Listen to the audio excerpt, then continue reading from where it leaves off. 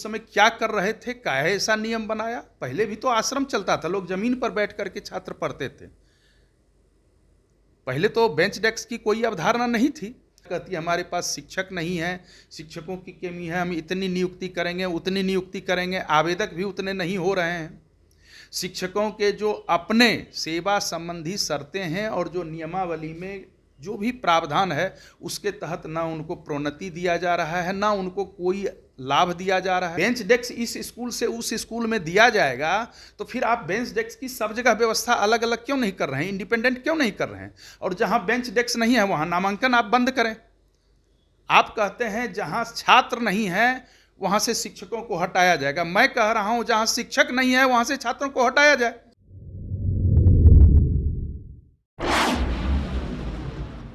के पाठक को जिम्मेदारी मिल गई है शिक्षा विभाग को संभालने की। यूं कह ले तो हर दिन आदेश और फरमान जारी हो रहा है। शिक्षक कितने परेशान हैं वो तो देखने वाली बात है, लेकिन इन सारे मुद्दे पर बात करने के लिए इस वक्त हमारे पास मौजूद है जेडीयू के एमएलसी डॉक्टर संजीव कुमार सिंह, और इनसे जानने की कोशिश करते हैं कि जिस तरह से लगातार के पाठक जब से शिक्षा विभाग के एसीएस बने हैं तब से निर्देश ही जारी हो रहा है, तो क्या इससे पहले जो शिक्षा की स्थिति थी बहुत बदतर थी जिसे सुधारने की जरूरत जो आ गई है? नहीं, ये तो नहीं कहा जा सकता। मैं पूर्णतः असहमत हूँ।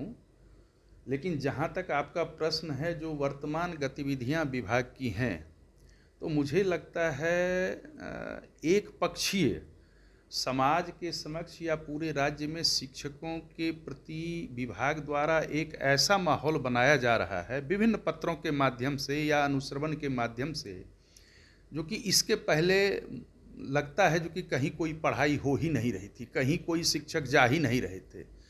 और इस तरह के गतिविधियों पर मुझे भी सख्त एतराज़ है एक शिक्षक प्रतिनिधि के नाते।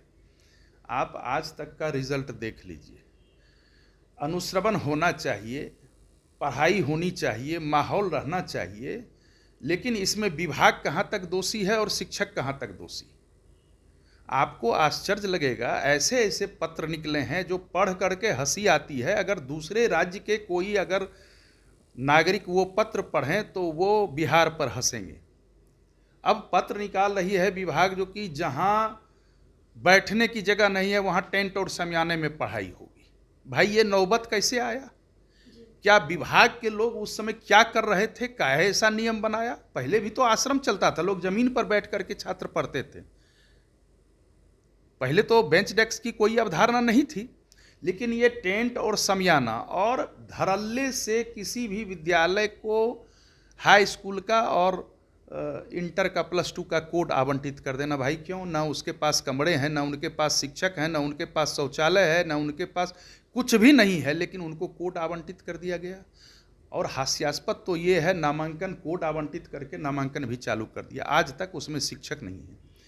फिर विभाग कहती है जो कि शिक्षक को वहाँ प्रतिनियुक्त करें। एक तरफ छाती भी पीटती है विभाग, सरकार कहती है हमारे पास शिक्षक नहीं है, शिक्षकों की कमी है, हम इतनी नियुक्ति करेंगे उतनी नियुक्ति करेंगे, आवेदक भी उतने नहीं हो रहे हैं। शिक्षकों के जो अपने सेवा संबंधी शर्तें हैं और जो नियमावली में जो भी प्रावधान है उसके तहत ना उनको प्रोन्नति दिया जा रहा है, ना उनको कोई लाभ दिया जा रहा है। यहाँ तक कि जो वित्तीय भार रहित हैं, जैसे स्थानांतरण की सुविधा है, वो भी नहीं दी जा रही है। आप देखेंगे जो कि निकाला गया है रोज़ 4 बजे से 6 बजे तक यहाँ से ऑनलाइन जो है एक क्लस्टर बनाया जाएगा और सभी प्रधान से सीधे किया जाएगा। मैं पूछना चाहता हूँ जो कि आखिर किन्हीं के लिए एक अवकाश तालिका और विद्यालय संचालन की अवधि कार्यावधि बनी हुई, आप उस कार्यावधि के बाद नहीं कर सकते, रोज़ बरोज़ नहीं कर सकते। विशेष स्थिति और परिस्थिति होने पर आप उसका आयोजन कर सकते हैं, आप वो तहकीकात कर सकते हैं। और विभागीय अपर मुख्य सचिव पत्र जो निकालते हैं उस पत्र की आड़ में चाहे जिला शिक्षा पदाधिकारी हो कि जिला कार्यक्रम पदाधिकारी हो कि प्रखंड शिक्षा पदाधिकारी हो, ऊल जलूल पत्र निकालते हैं जिससे विभाग की किरकिरी होती है। और जिस तरह का पत्र वो निकाल रहे हैं वो लगता है किसी दूसरे ग्रह और नक्षत्र के पदाधिकारी हैं, इस धरती पर के नहीं हैं, वो एलियन हैं। वो कुछ भी निकाल देते हैं। विशेषावकाश नहीं दिया जाएगा तो बेंच डेस्क जो है इस स्कूल का उस स्कूल में दे दिया जाए। भाई स्वामित्व होता है, आप कैसे, आप स्वामी नहीं हैं उसके। बेंच डेस्क इस स्कूल से उस स्कूल में दिया जाएगा, तो फिर आप बेंच डेस्क की सब जगह व्यवस्था अलग अलग क्यों नहीं कर रहे हैं, इंडिपेंडेंट क्यों नहीं कर रहे हैं? और जहां बेंच डेस्क नहीं है वहां नामांकन आप बंद करें। आप कहते हैं जहां छात्र नहीं है वहां से शिक्षकों को हटाया जाएगा, मैं कह रहा हूं जहां शिक्षक नहीं है वहां से छात्रों को हटाया जाए। क्या ये मजाक बना करके रखा गया है? कोचिंग के बारे में मैंने 2-2 बार 3-3 बार इधर भी मैंने कहा है, ये लोग, मैं कह रहा हूं जहां तक सेकेंडरी और +2 की बात है, जो coaching act, Bihar coaching act बना हुआ है, उसके तहत अपर मुख्य सचिव हों या प्रशासनिक संवर्ग हो या शिक्षा संवर्ग हो, सारे पदाधिकारी कोचिंग अध्यापन, विद्यालय की अध्यापन अवधि के दौरान कोचिंग में छापा मारने लगे, अनुश्रवण करने लगे। सारे छात्र स्कूल में चले आएंगे, 100% छात्रोपस्थिति हो जाएगी, लेकिन वो तो कर नहीं रहे हैं। एक हवा खड़ा किया जा रहा है और समाज में शिक्षकों के प्रति अवधारणा बनाई जा रही है, जबरन बनाई जा रही है, जो कि ये लोग नहीं आते हैं, नहीं पढ़ाते हैं। अरे भाई, नहीं पढ़ाते हैं और नहीं आते हैं तो इतना अच्छा रिजल्ट क्यों निकल गया? आपका अनुश्रवण कोई आज से नहीं हो रहा है, आज लगभग 3 वर्ष 4 वर्ष से अनुश्रवण लगातार हो रहा है। अगर थोड़ी सी भी अनियमितता कहीं है तो ठीक है, अनुश्रवण होता है, आपको आश्चर्य लगेगा। पहले जिले में एक शिक्षा पदाधिकारी रहते थे, प्रखंड के और जिला के जिला शिक्षा पदाधिकारी रहते थे। जब रीस्ट्रक्चरिंग हुआ, शिक्षा विभाग की पुनर्संरचना हुई, तो उसमें 1 डीओ और 4-5 डीपीओ बने।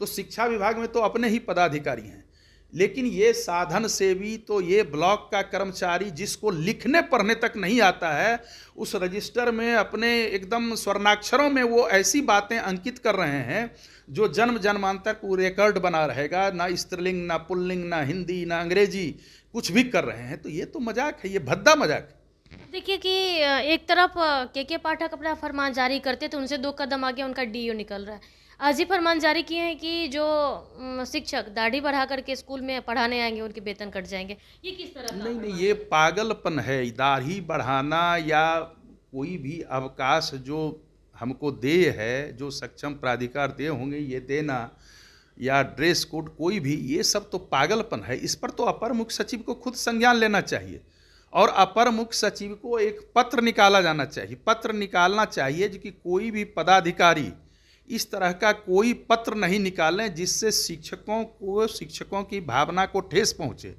खास करके उनको ये दिशा निर्देश देना चाहिए, और नहीं तो ये शैक्षणिक माहौल कभी नहीं। ये तो सारे शिक्षक तनाव में अगर रहेंगे तो क्या वो शिक्षा देंगे? आप किन्हीं से काम तभी ले सकते हैं जबकि उनको, अभी तक आपको मैं बता दूं, सबसे आश्चर्यजनक की बात क्या है, अभी तक किन्हीं का वेतन भुगतान नहीं हुआ है। वेतन को लेके कभी कोई बातचीत नहीं होती? नहीं, बातचीत होती है। हम लोगों ने जब पता किया तो आश्चर्य आपको लगेगा। वेतन का मामला सतत प्रक्रिया है, महीने महीने मिलना चाहिए। अब आपको आश्चर्य लगेगा, शिक्षा विभाग ने शौचालय का, निर्माण का, कंटिजेंसी का, सबका मामला वेतन के साथ जोड़ करके ई फाइलिंग कर दिया वित्त विभाग में। भाई, वेतन के मामले को तो आप अलग न रखिएगा, चाहे किन्हीं का वेतन हो। और उसके चलते आज तक वेतन भुगतान नहीं हो चुका है। वित्त विभाग में ही संचिका अटकी हुई है, चाहे वो संस्कृत विद्यालय का हो या जो सेकेंडरी +2 का हो, मदरसा का हो, अल्पसंख्यक का हो। चूँकि 4-4 महीने का जाना है, तो ये इस मामले में कोई तत्परता नहीं रहती है। इस मामले में भी अगर तत्परता हो, और कई जिले में, मैं तो उदाहरण के तौर पर आपके माध्यम से मैं कहना चाहता हूँ, मैंने पूर्व में भी लिख करके दिया है, कई बार खबर भी किया है। जैसे बांका जिला के बारे में बात कर रहा हूँ, जमुई जिला के बारे में बात कर रहा हूँ। बहुत जिले में ऐसे हैं जो कि जो भी राशि जाती है उस राशि से एरियर बांटा जाता है और वेतन में घटत दिखाई जाती है, और एरियर लेने में भी उगाही किया जाता है। जबकि विभागीय पत्र है जो कि आप वेतन और बकाया वेतन का भुगतान अविलंब करें, 15 दिनों के अंदर करें। लेकिन इस पर कहाँ विभाग कुछ कर रही है? विभाग इस पर भी करे। अगर कोई भी चीज़ कर रही है तो देखिए, शिक्षा में सबसे महत्वपूर्ण कड़ी उसके छात्र हैं, उनको कोई दिक्कत नहीं होनी चाहिए। उसके बाद छात्रों के लिए जो मूलभूत सुविधाएं हैं वो होनी चाहिए। उसके बाद तो शिक्षक ही हैं। तो ये सब तो नहीं देखा जा रहा है। तो आप देखिए, जिस तरह से शिक्षक बेहद तनाव में है, लगातार जो आदेश फरमान जो जारी हो रहा है, ऐसे में शिक्षक और शिक्षक संघ में आक्रोश तो देखने को मिल ही रहा है। अब जो जेडीयू के एमएलसी है, उन्होंने भी बता रहा है कि जिस तरह से शिक्षकों पर दबाव दिया जा रहा है, तो इस हालत में वो पढ़ा नहीं सकते हैं, पढ़ा नहीं पाएंगे। किसी से काम करवाने के लिए उन्हें मानसिक तरीके से सही रखना पड़ता है। ऐसे में अब जो शिक्षा विभाग के एसीएस है के पाठक, उन्हें संभलना होगा, उन्हें सुधारना होगा, बाकी चीज़ों पर ध्यान देना होगा, सिवाय शिक्षकों के फरमान जो लगातार निकाल रहे हैं उनके।